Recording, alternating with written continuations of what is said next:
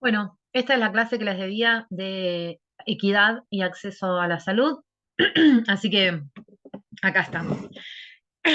Esto tiene que ver con entender a priori un concepto de equidad en salud, con lo cual, con el que empieza la ficha, que es la diferencia en la manera de atravesar el proceso de salud-enfermedad que existe y la diferencia que hay en la expectativa de vida, en cuanto a vivir una persona. Este es un cuadro de expectativa de vida a nivel mundial. Los países en rojo son los que tienen la menor expectativa de vida. Ahí vemos África, por ejemplo, está en rojo, la expectativa de vida es menor a 60 años y, por ejemplo, América del Norte mayor a 80 años. Esta diferencia tiene que ver con las condiciones de vida en las que viven esas personas, ¿no? Más allá de la riqueza o no de los países, cómo viven esas personas. Vamos a tratar de hacer una aproximación a estos conceptos y preguntarnos, ¿equidad es igual que igualdad? ¿Es lo mismo? ¿Quiere decir lo mismo? Si yo digo, chicos, para mañana yo encargué, no sé, varias docenas de sanguchitos de almigas para el presencial, para compartir entre todos, y dispuse que para que sea igual para todos, vamos a poner 500 pesos cada uno. ¿Esto es equitativo? ¿A todos nos representan, esos 500 pesos nos representan lo mismo? Habrá personas que para esos 500 pesos sean como un vuelto o algo que gasta así nomás, y probablemente haya personas que esos 500 pesos representen mucho más. Entonces, equitativo no es. Ahora lo vamos a seguir desglosando. Hubo una compañera el año pasado que además decía, no, no, no, además no es equitativo en cuanto al dinero, para todos no es lo mismo poner 500 pesos, si bien el número es el mismo, para todos no es lo mismo comer sanguchitos de miga. Hay gente que es celíaca, hay gente que es vegana, ¿no? Esa variable, esa característica yo no la había tenido en cuenta, pero la trajo una compañera, ¿no? Como igualdad o igualar o nivelar a todos en el mismo, en la misma actividad, en el mismo número, no necesariamente hace que sea lo que todos podamos o lo que todos necesitamos. A ver si podemos seguir un poquito más. Pasa mucho en la escuela. A mí este es un chat del grupo de papis y mamis de la escuela que juntan plata para el Día de la Maestra. Dice, bueno, ¿les parece que pongamos 400 pesos cada uno? Y yo vuelvo a escribir, porque ya vamos por el quinto grado. ¿Cómo nos cuesta el concepto de equidad, no? La verdad es que sería buenísimo que hubiera un sobre, ahora estamos en una etapa más virtual, pero un sobre anónimo, donde cada persona pueda aportar lo que puede para ese regalo. Entonces, ¿habrá personas que puedan poner 1.000 pesos? Genial, porque quizás haya personas que puedan poner 200 y personas que puedan poner 10.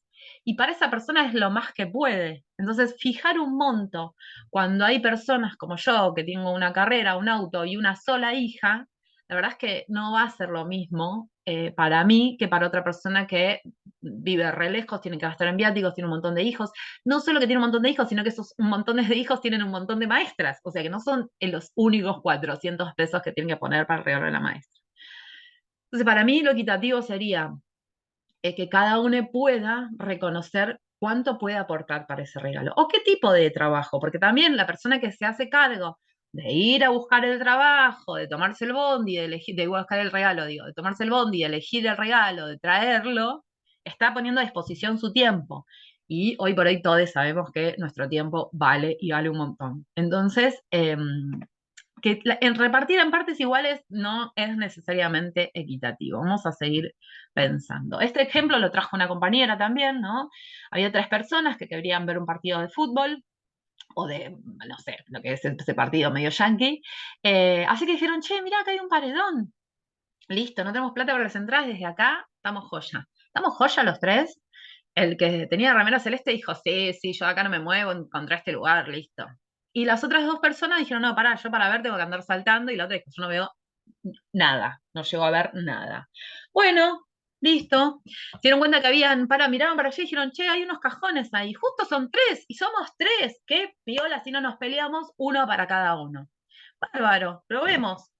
Repartieron de igual manera para que no haya diferencias. Ahora, ¿la posibilidad de llegar a ver el partido es igual para todos? No, los recursos fueron iguales, un cajón para cada uno, y sin embargo siguen en desventaja la persona más bajita. La persona alta que no lo necesitaba, a lo sumo estará inclusive más cómoda porque puede apoyarse con los antebrazos. La otra llega a ver sin tener que andar saltando, y hay una que no ve. O sea, aunque el recurso haya sido el mismo, siguen en desigualdad de condiciones con respecto a lo que necesitaban, que era ver el partido. Entonces, ¿cuál es la manera? Y bueno, la verdad es que la persona que no necesita cajón, no lo necesita. O sea, acá la función, el kit de la cuestión es ver el partido. La persona que no necesita cajón, ¿lo está viendo? Sí. La que necesita un cajón, alcanza, sí. Y la otra va a necesitar dos. Ahí siempre salta alguno que dice, qué piola, ¿por qué se lleva dos? Y porque si no, no alcanza a ver. Jodete por petizo. ¿Les parece que eso es justo? O sea, todos quieren ver el partido. Esta persona nació petiza. Me parece que es justo decirle, no, loco, bueno, no sé, jodete por petiza, hay tres cajones, uno para cada uno, y yo como tengo uno, agarro y me siento en el cajón porque se me canta el... Bueno, no, no sería justo. ¿Les parece que en general la mayoría de las veces somos una sociedad que tiene presente la equidad cuando pensamos en esto, en repartir el costo de algo o en repartir las tareas? ¿Tenemos en cuenta este concepto? Bueno, de acá viene mm, la idea, bueno, este tiene que ver con el neoliberalismo, que lo vimos en la clase 2 y en la clase 3, que es que llegamos a un momento en el que cada uno sálvese quien pueda y cada uno hace su kiosquito más grande y mientras más posibilidades tenés, mientras más herramientas tenés, más grande puedes hacer tu kiosquito y tu espacio y tu lugar.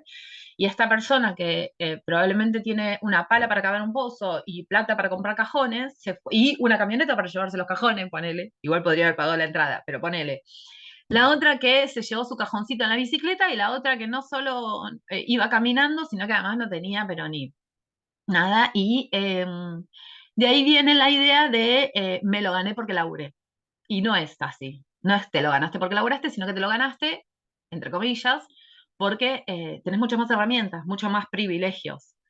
Volvemos a la idea de que no hay que pensar y bueno, jodete por no tenerlos. No, la verdad es que no, no podemos ser así. Porque si no está el concepto de meritocracia, de yo hice, me lo merezco porque es mi esfuerzo, a mí nadie me regaló nada.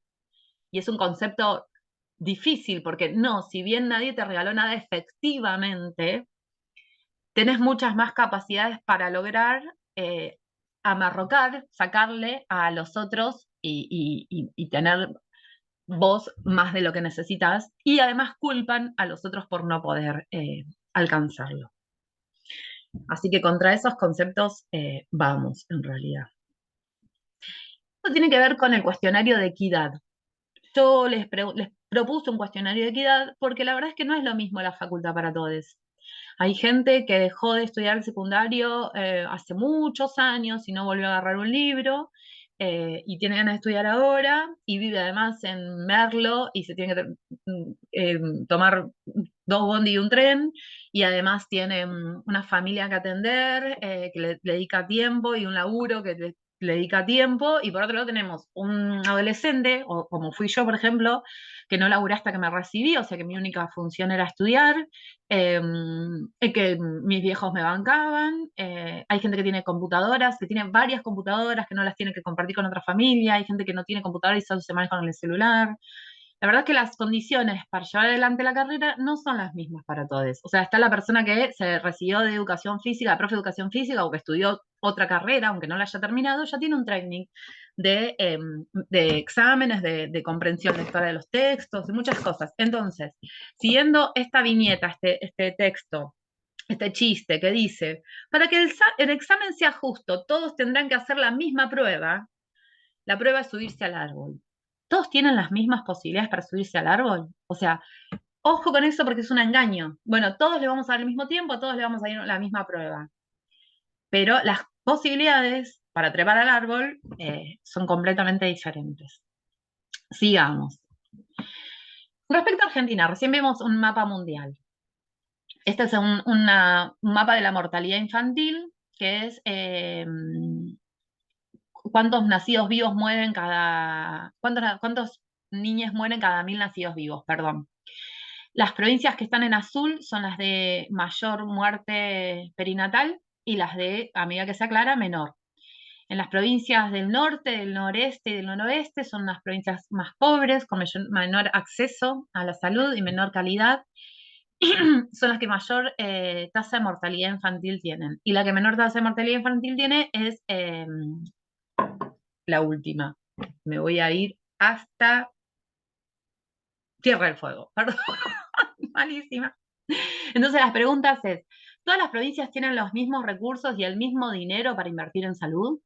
¿Todas las provincias tienen la misma tecnología para hacer estudios, para hacer operaciones? ¿Es lo mismo conseguir un estudio de alta complejidad en Misiones que en Buenos Aires, en Capital Federal? No. Más allá de las distancias geográficas, también tenemos en el mismo barrio, separado por un paredón, una villa y un country. Después hay otras diferencias también.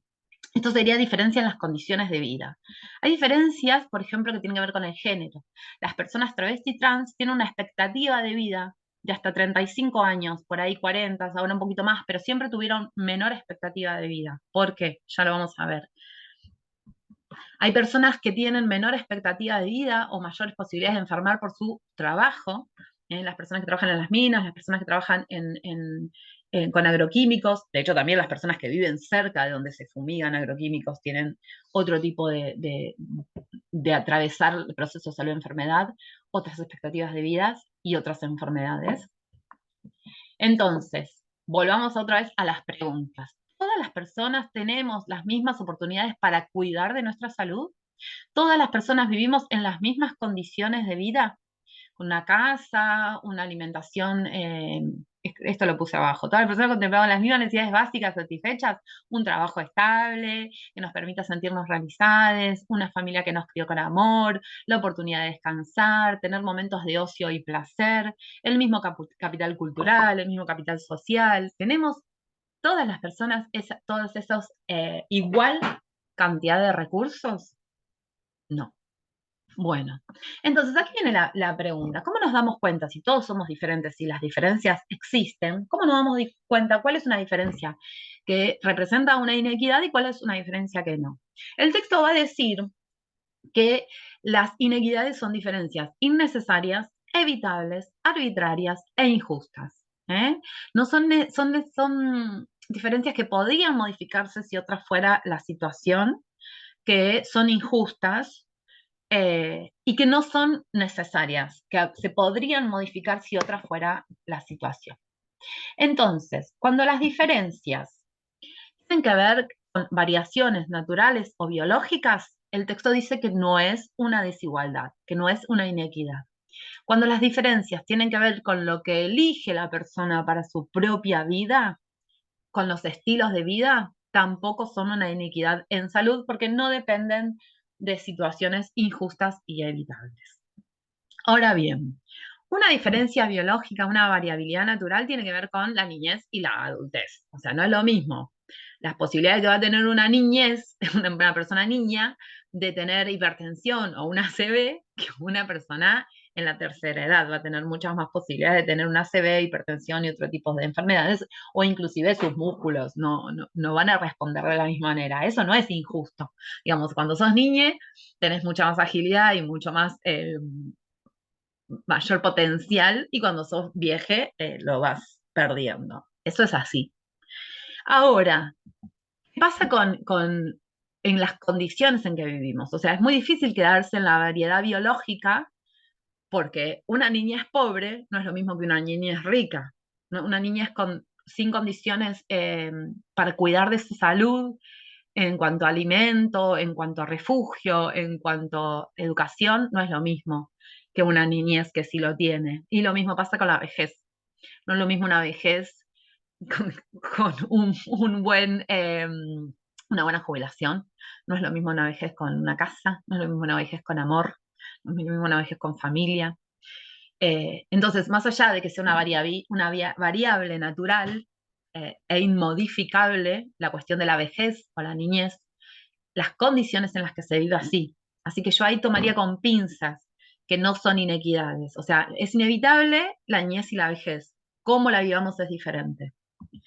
Lo mismo trae otra vez a cuestiones de inevitabilidad, y uno puede evitar una cromosomopatía, ¿no? El de la derecha es Wonderful, una película de un nene que tiene unos problemas cromosómicos y congénitos y está buena.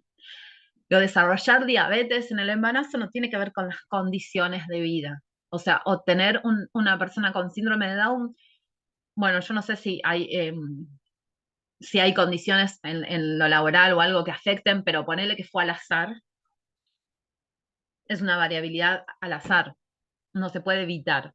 Pero lo que sí se puede modificar es cómo se viva esa discapacidad o esa capacidad diferente. No es lo mismo ser discapacitado o tener un síndrome de un congénito en una familia que te cuida, que es responsable, que tiene acceso al sistema de salud, que tiene acceso a productos de calidad para acompañarte en ese proceso, que una familia que no. Entonces, si bien hay diferencias que son inevitables y que no son injustas, lo injusto es cómo se vivan. Ahora, también nombra, o sea, el libro nombra, la ficha nombra, para darnos cuenta cuáles diferencias son desigualdades y cuáles no, las que son, las que vienen de parte de una variación natural o biológica, no las toma como injustas. Y las que vienen de parte de los estilos de vida tampoco lo toman como injustos. Yo acá tuve un tiempo para pensar cuáles, ¿no? Porque si una persona está andando en moto, choca y no tiene el casco, quizás no tuvo casco porque la única manera de poder trasladarse fue conseguir una motito y no llegó a comprarse el casco. Ahora, un estilo de vida es llevar el casco en el codo. Digo, si vos ya tenés el casco, lo llevas en el codo y no te lo pones en la cabeza, eso es algo que vos estás eligiendo. Pero hay que tener mucho cuidado con los estilos de vida. ¿Por qué? Y lo que sigue lo voy a leer y después lo voy a explicar. ¿Por qué hay que tener cuidado con los estilos de vida? Porque pensemos que las personas, creemos que las personas son absolutamente libres de elegir cómo vivir. Esto ya lo hemos preguntado en clase. ¿Ustedes son absolutamente libres de elegir cómo vivir? ¿Las actitudes individuales son suficientes para construir modos de vida saludables? ¿Cuántas veces damos consejos o indicaciones a gente que no puede llevarlas a cabo en sus condiciones materiales de vida? No, vos tenés que tomar al menos 2 litros de agua potable y comer sano, y no tienen plata ni agua potable ni plata para comprar la comida. ¿Cuántas veces le pedimos a la gente que no puede elegir qué comer, que siga dietas evitando tal o cual alimento? O jóvenes ocupados en escapar de las balas de otros jóvenes o de la policía que usen preservativo para evitar enfermedades que los matarían años después. Este es parte del texto de Fernandini, que es, se los di como complementario a la primer clase, el concepto de salud, léanlo porque aporta un montón. O sea, cuidado con los estilos de vida, porque los estilos de vida tienen que ver con la conformación social de esa persona también, ¿sí? No podemos culpar. Tampoco podemos esto dejarnos llevar por, bueno, no pienses tanto, deja que la vida te sorprenda, soltá, crea tus propias oportunidades, todos sus sueños pueden hacerse realidad si tenés el coraje de perseguirlos. Perdón que me haga así, pero es muy difícil pensar en estos cartelitos superadores que rondan por Instagram y demás, cuando hay gente que no puede ni seguirlos. O sea, piensen en las imágenes de la derecha. La mejor manera de olvidar las cosas malas de la vida es aprender a recordar las cosas buenas de la vida. No, chicas, no. O sea, hay gente que no puede, que no, no puede. O sea, que mucho cuidado con cuánto le ponemos al estilo personal de vida. Lo mismo sucedió hace bastante ya, cuando salió una nota de una chica que mataron, Melina, en Suárez, el Clarín, el diario lo tituló como una fanática de los boliches que abandonó la secundaria. Y esto pasa mucho con la cuestión de género, nos pasa mucho habitualmente, ¿no? La atacaron porque fue una fiesta y se drogó un montón. La atacaron porque también, mirá cómo querés, estaba ya caminando por la Márquez a la noche en minifalda. La atacaron porque se subió en auto con 4 locos, con 4 tipos. La verdad es que sí, hay situaciones que son más riesgosas que otras, pero no podemos culpar a la víctima. Nadie tiene derecho, hagamos lo que hagamos, de lastimarnos. No nos buscamos que nos lastimen. Entonces, no hay que revictimizar, no hay que estigmatizar, no hay que condenar, no hay que acusar, no hay que transmitir a las personas oprimidas la desigualdad de este sistema social, no hay que transmitirle la responsabilidad, ¿sí? ¿Qué es lo que hacemos o lo que hace la sociedad todo el tiempo? Es un burro, no entiende, no, mirá si es un negro de mierda, mirá si, no, eso es parte de la opresión de un sistema social con una estructura desigual y lo que solemos hacer es le transmitimos la responsabilidad a esas personas de algo que son, es la sociedad es responsable. Entonces revictimizamos. Esas personas son víctimas y las volvemos a victimizar haciéndolas cargo de te pasó eso porque esa es la condición en la que ni siquiera te tocó, porque si pudiéramos poner la palabra tocó, entenderíamos que es algo que toca. Parece que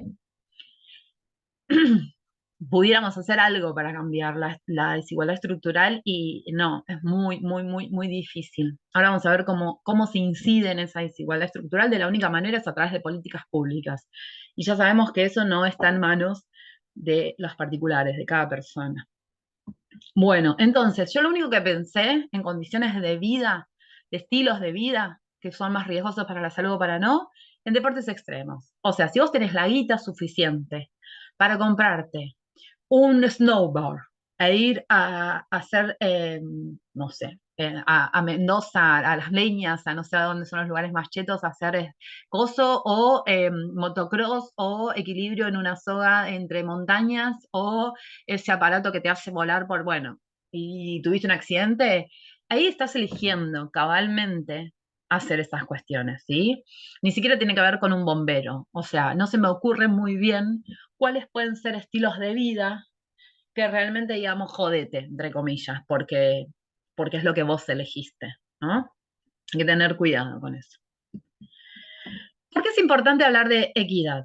Los grupos más desfavorecidos tienen menos oportunidades de supervivencia y tienen una esperanza de vida más corta que los grupos más favorecidos. Hay diferencias en la experiencia de la enfermedad, de qué se enferman, cómo la atraviesan y cómo la resuelven. ¿Sí? Inequidad, el término inequidad tiene una dimensión moral y ética, porque se refiere a las diferencias que son innecesarias, evitables, pero que además se consideran arbitrarias e injustas. Lo arbitrario tiene que ver con esto de que te tocó. O sea, ¿por qué me tocó a mí nacer en un lugar y no en otro? No, o sea, nacer en la villa y nacer en Nordelta. Eso es aleatorio. Eso es aleatorio. Entonces, eso es arbitrario. Esa es una inequidad. Son diferencias que son injustas, que son evitables porque no son eh, algo que tiene que ver con una desigualdad estructural de cómo está repartida la riqueza, los recursos, el poder en la sociedad y a las que les tocó menos, les tocó menos. O sea que es evitable, arbitrario, injusto e innecesario.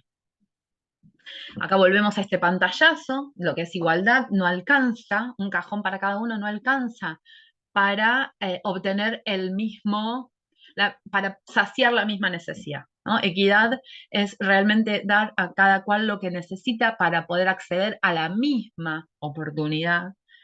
Y neoliberalismo es, bueno, listo, ninguna regulación y cada cual, si yo sí puedo, me traigo 8.000 cajones y vos jodete. Jodete, eso es neoliberalismo, por eso es liberalismo. No hay nadie que regule que como tengo poder y tengo plata y tengo capacidad y tengo más fuerza porque me puede traer 8.000 cajones y más fuerza no, porque encima me los traje en la camioneta, te jodes. Yo tengo más posibilidades que vos, no solo más, sino que encima más cómodas y todas las que quiera y vos, fíjate. Bueno, ¿por qué es importante hablar de equidad? Equidad. Todos debemos tener una oportunidad justa para lograr su potencial en salud y que no debemos estar desfavorecidos. O sea, todos tendremos que tener la posibilidad de llegar a la mayor salud posible que podamos tener. Y nadie debe estar desfavorecido, tener más trabas o más, sí, trabas, obstáculos para acceder a la salud. Tienen que haber las mismas oportunidades para la salud y tienen que reducirse las diferencias lo más que se pueda en el acceso a la salud. Equidad en la atención a la salud es igual acceso a la atención disponible para igual necesidad. O sea, todas las personas que necesiten atenderse para una dolencia, una enfermedad, tienen que tener la misma posibilidad de acceso. Si yo lo tengo a 2 cuadras, tendría que pasar lo mismo en Misiones, poder tenerlo a 2 cuadras. Si no está a 2 cuadras, poder tener un micro que pasa gratis, buscar la manera de solucionarlo. Igual utilización para igual necesidad. Donde se necesiten más recursos que otros, tendrá que haber más recursos. Donde se necesite más pediatría, tendrá que haber más pediatría. Y donde se necesite más gerontología, por ejemplo, tendrá que haber más gerontología. Igual calidad, por supuesto, no se puede atender con mayor calidad a unas personas que a otras. Y servicios aceptables para la comunidad. ¿Con qué tiene que ver con aceptables? Si yo me pongo una super policlínica en una sociedad originaria, en un pueblo originario, y no conozco su dialecto, y no conozco sus costumbres, probablemente ese policlínico no sea aceptado por esa sociedad, porque yo voy y lo pongo sin entender o sin pensar cuáles son las necesidades propias de esa población. Entonces, los recursos a disposición tienen que ser aceptados por la comunidad. Yo no puedo decir, bueno, esto es lo que ustedes necesitan, sin conocer lo que la sociedad necesita. ¿Sí? Seguimos.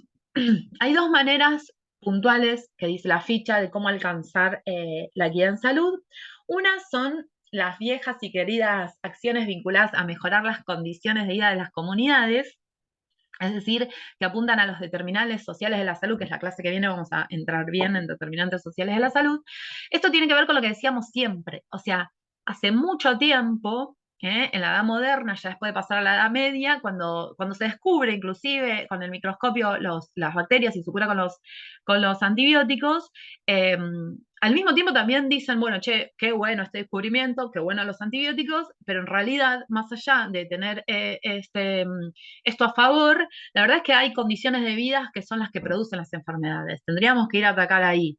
Y se acuerdan, ¿no? Que en esta lucha dijeron, no, pará, es más redituable vender medicamentos que distribuir equitativamente los recursos para que todas las personas tengan buena calidad de vida. Eso históricamente no se dice, pero no se hace. Todo el tiempo están diciendo cómo tendríamos que hacer, pero la verdad es que no se hace. Entonces, una manera de alcanzar la equidad en salud sería tratar de llevar a una buena calidad de vida a todas las personas, que no haya determinantes sociales desfavorables. Los determinantes sociales para la salud son si yo vivo hacinada, si yo vivo sin agua, si yo vivo en un pueblo en la montaña, si yo vivo lejos de la ciudad, todo eso son determinantes desfavorables. Lo mismo lo son favorables si yo vivo en una casa que tiene ventilación, que tiene un buen aislamiento para no tener frío, no tener calor, me alimento bien, tengo un trabajo que no me siento estresada y tengo una educación que permite cuidar de mi salud, son determinantes favorables. Pero lo que hay que ir a atacar es a los determinantes sociales que tienen que ver con las desigualdades estructurales de la sociedad, que tienen que ver con la desigual distribución de la riqueza, el poder y los recursos. Eso es bastante difícil, pero en teoría van a decirlo todos los gobiernos, van a decirlo todos los estados, va a decirlo la OMS, va a decirlo la ONU, cada vez que se replanteen el problema social y mundial, van a estar en boca de todos estas características que es tender a una equidad y una igualdad en las condiciones de vida de las personas que no se logra porque nadie quiere soltar sus privilegios también, ¿no? Por eso el documental se llama La insubordinación de los privilegiados. Los privilegiados no quieren subordinarse a dejar un poquito de lo que tienen para vivir en una sociedad más justa. Eso lo dice Íñigo Errejón, que es el politólogo del documental. Bueno, y 2, un poquito más fácil, acciones que se relacionen más directamente con el sistema de salud. Tratamos de favorecer la accesibilidad, que estén disponibles los servicios de salud, que haya una buena calidad de atención, que sean aceptables por toda la población y que sea ofrecido a todos los sectores de la población. Entonces, por un lado, tendríamos que modificar las condiciones de vida de las personas, que eso solo se hace por grandes políticas públicas a un nivel meso, de redistribución, ¿no? Y por otro lado, las acciones más relacionadas directamente con el sistema de salud, si bien tienen que ver con políticas públicas, es algo un poquito más pequeño, y es en lo que por ahí podemos incidir un poco más nosotros. Bueno, este último es un poco más general. La desigualdad es arbitraria. A una persona le cayó la manzana y a la otra no, como injusta y arbitraria. La equidad es, bueno, otra vez le damos en la misma herramienta. Listo, para que no se peleen, una escalera para cada uno. La igualdad, perdón. Una escalera para cada uno. Y de todas formas, la persona el árbol, que está más cerca del árbol inclinado, con esa escalera llega y la otra no. Bueno, listo. Vamos a llegar a la equidad. Entonces, quien necesita una escalera más chiquita va a tener una escalera más chiquita y que alcance a todas las manzanas posibles, y el que necesita una escalera más grande va a tener una escalera más grande y que alcance a todas las manzanas posibles. Ahora, la justicia y la intervención en esa desigualdad estructural, porque es de la estructura del árbol o de la estructura de la sociedad, tiene que ver con arreglar esa estructura. Y esa sería la función del Estado en cuanto a políticas públicas que ponen el árbol derecho. Entonces, poniendo el árbol derecho, ahí sí podemos ser igualitarios, porque no hay una desigualdad estructural de base, ¿sí? Eso sería justo. Bueno, vamos a seguir con accesibilidad. No sé cuánto tiempo llevamos. Espero que esto no se nos corte. Eh, la definición más clara, más clásica, no más clara, más común de accesibilidad tiene que ver con la forma en que los sistemas de salud, el sistema de salud se acerca a la comunidad. Siempre me parece que existe y que cada vez tratamos de cuestionar un poco más como una visión de todo, ¿cómo se llama cuando es centrada en uno mismo? Tenemos una visión histórica que es eurocentrista, tenemos una visión del país que es porteñocentrista y bonaerocentrista, desde nosotros, y jerárquica, ¿no? Como desde las personas que tienen el poder sobre los otros. Bueno, ahora que somos profesionales de la salud, que manejamos los servicios de salud, ¿cómo hacemos para llevarle a la gente? Y eso es una idea medio caritativa, ¿no? Como invisibilizamos a la gente. Nosotros damos y no hay un ida y vuelta, ¿no? Entonces, ¿cómo los servicios de salud se acercan a la comunidad? Tiene una sola dirección. ¿Qué hacen los servicios de salud para acercarse a la comunidad? Esta definición tiene en cuenta solamente a los servicios de salud. ¿Qué hacen los hospitales, centros de salud, equipos para llegar a la población? ¿Qué pasa con la población, las y los usuarios y les usuarios del sistema de salud? Si se considera que se trata de un problema de oferta, de cuánto hay, de qué manera, cuántos hospitales hay, dónde están, en qué lugares están, las representaciones, los discursos, las prácticas, las ideas de la población no son necesariamente consideradas por los servicios a la hora de dar respuestas para mejorar la accesibilidad. O sea, yo por ahí, esto que les decía hace un rato, por ahí pongo un hospital de muy buena calidad en una comunidad originaria, y puede pasar, porque me lo han contado anecdóticamente cuando yo estudiaba, así que la fuente no la tengo, no me acuerdo, que tenga toda una entrada a un piso de mármol, y la gente cuando va a entrar se ve reflejada y siente que al verse reflejada se le escapa el alma. Entonces, sencillamente, por tener un piso donde se refleja, no pueden entrar al hospital porque su cultura considera eso como dañino. Entonces, si no pensamos en eso, por ahí llevamos el mejor hospital del mundo para nuestra opinión, y la representación, las ideas de las comunidades, no son a favor de eso, no los deja aprovechar, no los deja usar, porque justamente lo consideran dañino. Entonces, hay que tener en cuenta que hay población queriendo encontrarse con el sistema de salud y sistema de salud tratando de encontrarse con la población. Ninguno de los dos debería tener mayor poder en la toma de decisión de cómo se hace ese encuentro. Entonces, pensar la accesibilidad como un encuentro-desencuentro entre la población y los servicios de salud. Si la pensamos así, es ineludible la inclusión de las prácticas de vida y salud de la población en cada estrategia para mejorar el acceso. Entonces, si yo tengo que pensar cómo acceder a la población, la verdad que la tengo que conocer a esa población. Primero que tengo que conocer a esa población es sus necesidades. Por ello pongo un hospital pediátrico a todo culo y resulta que en realidad pediátricos hay pocos y es una sociedad longeva y eso no es lo que necesitaban. Em, por ahí, no sé, esto, pongo dos pisos y no le pongo rampas, ¿no? Entonces hay que pensar que es una relación entre los servicios de salud y las personas en la que tanto unas como otras contendrían en sí mismo las posibilidades o imposibilidad de encontrarse, ¿sí?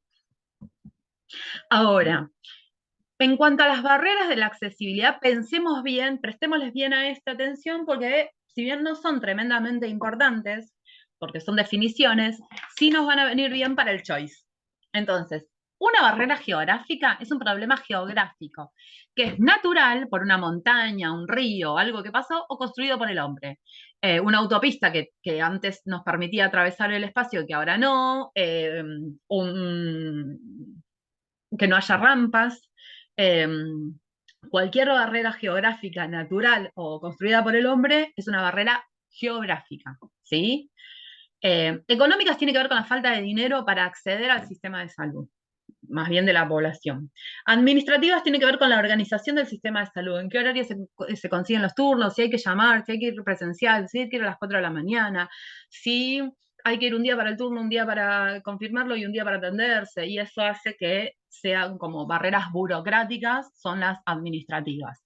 Y las culturales o simbólicas tienen que ver con las representaciones sociales, ¿sí? Las ideas y lo que hay en torno ahora vamos a ver un poco más qué significa, pero esto de, otra vez el mismo ejemplo, quisiera más, las personas originarias no pudiendo entrar por su cosmovisión de que se les va el alma, eh, también está de parte de la institución y de los médicos y de las médicas y los servicios de salud, eh, el desconocimiento, ignorancia e inclusive maldad con respecto a la población travesti trans. Eso es una barrera absolutamente simbólica y cultural que interpone el sistema de salud, cuando no quiere respetar el nombre elegido por las personas o cuando discriminan a personas extranjeras, que hay mucho profesional de la salud que considera que porque, sobre todo extranjera, ¿qué extranjera, no? Porque eso también vamos a tener en cuenta cuando veamos el concepto de interseccionalidad. No es lo mismo que se venga a atender un francés, un alemán, un italiano, que se venga a atender un boliviano, un peruano, eh, y porque chilenos me parece que tienen un poco más de aceptabilidad. Entonces, lamentablemente, hay un sistema de opresión que es diferente. ¿Vieron ese chiste? Lo tendría que haber puesto acá, de los colores de piel. Eh, si sos clarito es un ritual y si sos oscuro es un mito, o si... Otras me hicieron un chiste parecido, estuvo bueno, tendría que haber traído. Entonces, la cultural y simbólica tiene que ver con eso. Hay mucho profesional diciendo, ¿para qué vienen a atenderse acá si no van a su país? Pero ¿a quiénes se lo dicen? No se lo dicen al francés o a la francesa. Piensen en eso. Bueno, geográficas, acuérdense de esta imagen, ¿no? Si hay una calle súper embarrada, que cuando llueve se embarra y no se puede transitar, que tendría que estar asfaltada, es un accidente geográfico que impide el acceso a la salita. Si no hay rampas, si hay una autopista que no se puede cruzar, hay que rodear para ir a la salita, que antes era un camino por el monte. Es una barrera geográfica. Si no hay plata para el transporte, si no hay plata para los estudios, si no hay plata para los medicamentos, es una barrera económica. Si tiene que ver con el horario, con la burocracia, con largas colas para el acceso, con lo administrativo es una barrera administrativa. Y las barreras culturales, esto que decíamos, ¿no? Lo que puede dar vergüenza a la sociedad, el desconocimiento inclusive del sistema de salud, la timidez, los sectores estigmatizados por el sistema de salud, la discriminación, la violencia. Porque hay diferentes culturas. Lo que vemos en la foto de la derecha es un parto eh, vertical, que por suerte se está adoptando bastante, pero no demasiado. Entonces se elige mucho en las culturas andinas y no está la posibilidad real de poder decidir cómo parir en todos los hospitales. Después hay fotos de un documental que se llama Babies, que está buenísimo, que está en Vimeo, que tiene que ver con las diferentes maneras de atravesar desde el parto hasta que caminan los bebés en una cultura en Francia, en China o Japón, en Mongolia y en África, creo. La verdad que está muy bueno. Y nos sorprendería cómo cada familia cuida de esa niñez y cuáles son sus costumbres. Y eso puede ser un choque y una barrera para el sistema de salud. Bueno, llegamos al final de esta clase. Acá tienen unos ejemplos para que ustedes puedan decir a qué barreras estamos haciendo referencia. Si la salita brinda un taller para cuidados del recién nacido y el papá de Morena no va porque no cree que sea para varones, ¿qué tipo de barrera es? ¿Es una barrera interpuesta de parte del sistema de salud o interpuesta de parte de la población? Ramiro y Elena quieren ir juntos al taller de parto, pero es solo para mujeres. ¿Es una barrera de parte del sistema de salud? ¿Es una barrera de parte de la población? ¿Y qué tipo de barrera? En el Delta, acá donde vivo los fines de semana, hay arroyos que son muy bajos. Cuando hay bajante, no se puede andar con ningún bote, ni a veces no se puede llegar caminando. Entonces, cuando no hay bajantes, no se puede llegar a la salita. ¿Qué tipo de barrera es? El consultorio de ginecología está en el piso de arriba, pero Lola no puede subir las escaleras porque está en silla de ruedas. Y no hay rampas, ni ascensor. ¿Qué tipo de barrera es? Con la próxima diapositiva tienen otras para seguir practicando. Muchas gracias. Vamos a ir yéndonos. Nos vemos luego.